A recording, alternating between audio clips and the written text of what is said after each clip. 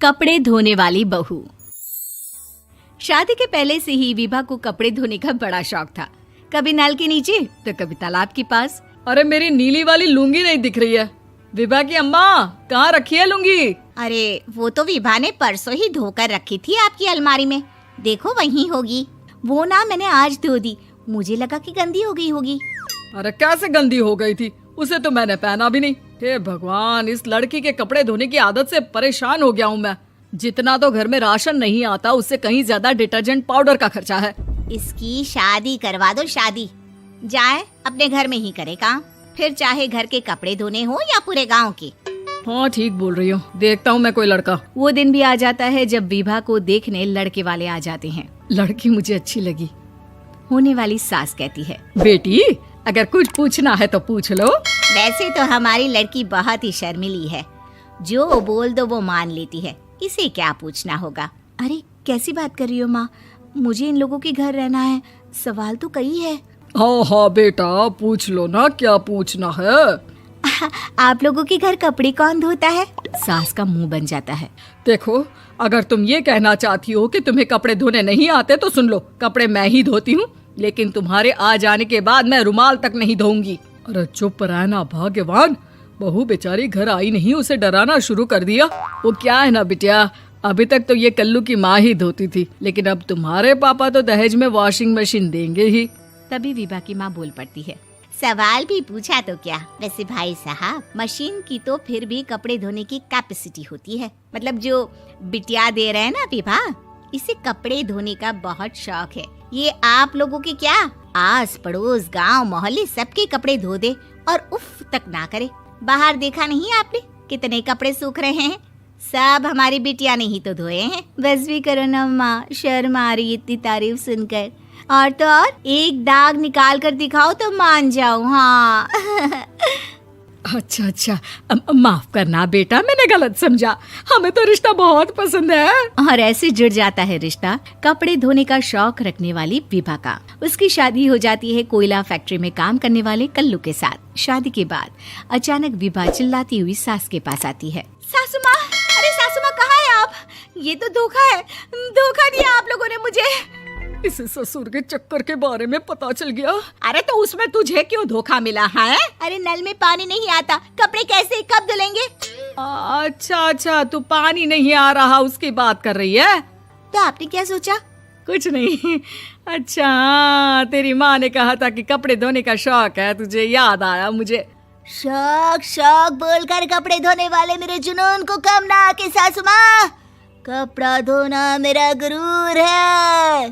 तभी पति भी वहाँ आ जाता है। अभी अभी मैंने इसे सनी देओल की फिल्म दिखाई है, उसी के डायलॉग मार रही है माँ। अच्छा सुन, साफ साफ बता रही हूँ, पानी सुबह 4 से 6 और शाम को 10 से 12 आता है, समझी? विभा टाइमिंग सुनकर हैरान हो जाती है। ये क्या भूतों का मोहल्ला है? सुबह 4 बजे उठकर कौन कपड़े धोता है? 4 बजे टंकी में पानी जाता है, फिर सारा दिन धोना ना, किसने मना किया? अरे कैसी बात कर रही हैं? 200 लीटर की टंकी में कितने कपड़े धो लूंगी मैं? सुबह ही उठ जाऊंगी मैं। अब क्या था, विभा सुबह 4 से लेकर रात के 12 बजे तक कपड़े ही धोती रहती। एक रोज सास पड़ोस से निकलकर कहीं जा रही होती है कि साथ वाली कहती है, हाँ कल्लू की माँ, जरा ये बताओ कि 2 साड़ी है, 2 ब्लाउज और एक पेटीकोट और एक नाड़े वाला लंबा कच्छा। हाँ तो? अरे तो क्या, कितना लोगी धुलाई ये बताओ। धोबन दिख रहे हैं हम क्या? हमारे पति सरकारी नौकरी से अभी अभी रिटायर हुए हैं और बेटा सुपरवाइजर है कोयला फैक्ट्री में। धोबन समझ रखा है हमें। हाय रे कल्लू की अम्मा, माफ कर दो, वो तो मोहल्ले में यही सब बता रहे थे कि तुमने बहू को कपड़ा धुलवाने के काम में लगा दिया है।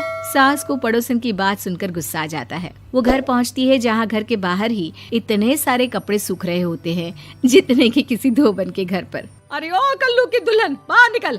माँ जी यहीं आ जाओ, बाथरूम में चादर धो रहे हैं हम। अरे अभी हम धोते हैं, तुमको बाहर निकलो। ये आस पड़ोस वाले बोल रहे हैं कि हम बहू से कपड़े धुलवा धुलवा कर उसे कपड़ा धोने वाली बना दिए हैं।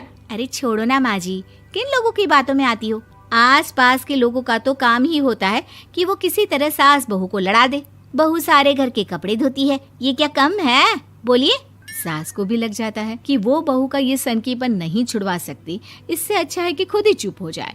एक रोज सास और बहू मंदिर जाते हैं, जहाँ सास की साड़ी वहाँ खड़ी भीख मांगने वाली से मिलती है। माँ जी क्या बात है, आपकी साड़ी उस भिखारन से कितनी मिल रही है ना? हाँ हाँ देखो तो दोनों की साड़ी मिल रही है। क्या बात है कल्लू की अम्मा, तुम खुद को तो अफसर की बीवी बताती हो और ऐसी सिंपल सी प्लेन साड़ी पहनकर घूमती हो। सिंपल और प्लेन नहीं है ये साड़ी। तो क्या सोने के धागे से फूल बने हैं?